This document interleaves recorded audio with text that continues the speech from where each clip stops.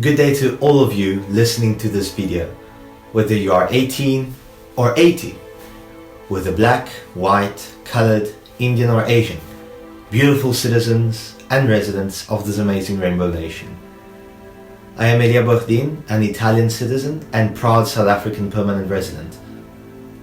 Today I wish to send a non-political message to all citizens of this country concerning the upcoming nationwide local government elections, also known as LGE, coming up on the 27th of October.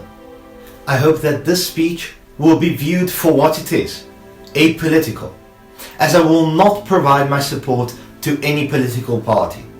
My message applies to absolutely anyone with any voting intention. Now, I'm sure you have heard many people encouraging you to go vote, but what is the logic behind why you really should cast your ballot? With no excuses at all. Let me start by the premise that you should not underestimate the power of this LGE. It is understandable that some of you might be frustrated and hesitant to go and vote, as these are not provincial or national elections. Local governments have the least power of all three spheres of government. However, these are still powerful elections for many reasons. For example, the various higher levels of government, including national government, are more likely to adapt their agenda according to those of the parties that have performed best in this local government election. This is because they hope to not lose votes at the next national and provincial election. This means that there may be an immediate impact on the country's overall trajectory, and that this impact will be measured according to which parties will come out as most voted in this local government election. So, let us look at some data, shall we? In 2019, the year of the latest National Assembly election, Statistics South Africa estimated that the population of the country was at about 58.8 million people. Of those, something around 39 million were at or above the voting age of 18 years. As per the United Nations Department of Economic and Social Affairs' very rough estimate, about 35 million of those were South African citizens, meaning 4 million more or less were not.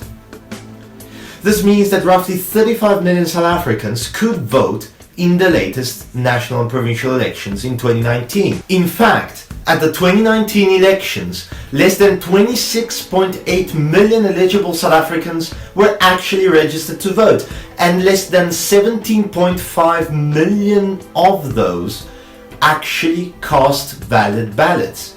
So we are presented with the following estimates: 17.5 million people voted, 9.3 million were registered to vote but did not do so, 8.2 million were not even registered, so obviously did not vote. That means that about half of the eligible population, 17.5 million people, chose to not vote at the last general election. Now, look at the results of this past 2019 election, and considering that these are only some of the 48 political parties who contested that election, can you imagine what so many millions of additional votes could have done to the final result? I have created a few scenarios about this possibility in a longer video concerning elections in South Africa, which I uploaded on my YouTube channel. You can watch this video at this link. If millions of individuals selfishly and carelessly keep to determine that there is no hope for South Africa, then the country may actually lose its hope. Not because there actually isn't any hope, but because people induce hopelessness with their lack of involvement in society. But please note, you do not have to be wealthy to be involved in society. Neither need you to be a fancy university graduate or anything like that. You just simply need to respect your free civic duty and cast your ballot. Be it a super tiny party or the largest of all, it does not matter. Vote for the party who most closely resembles your values. I heard people saying, no party interests me, no party resembles my values so many times, but this is not an acceptable excuse. Why so? There were 48 political parties contesting the 2019 general election, ranging from far left to far right, from socialist and Marxist-Leninist to capitalist and economically liberalist, from Christian to Muslim to irreligious, from conservative to liberal, and so the list continues. I am 100% sure that at least one of those 48 parties appeases your values more than the others. Pick that one and vote for it. Your vote makes a huge difference. On that note, it is so crucial to realize that the phrase "your vote makes a difference" is actually so much more than just a slogan or a cliche. Your vote is your voice to decide on the quality of life you want for yourself and your community and even future generations. Voting is your chance to stand up for the issues in your community life. Take the time to help decide what is best according to you. Voting, rather than just venting on social media or protesting, is the best way to make your voice heard and make a positive input and impact on the issues that concern you. Not voting means you are giving up your voice on how things are done in society. The people who go out and vote, remember, are the ones that decide election outcomes. If you do not vote, someone else will make the decision for you. If you do not vote, you are stuck with other people's choices and you cannot even complain about it because you let it happen by not voting.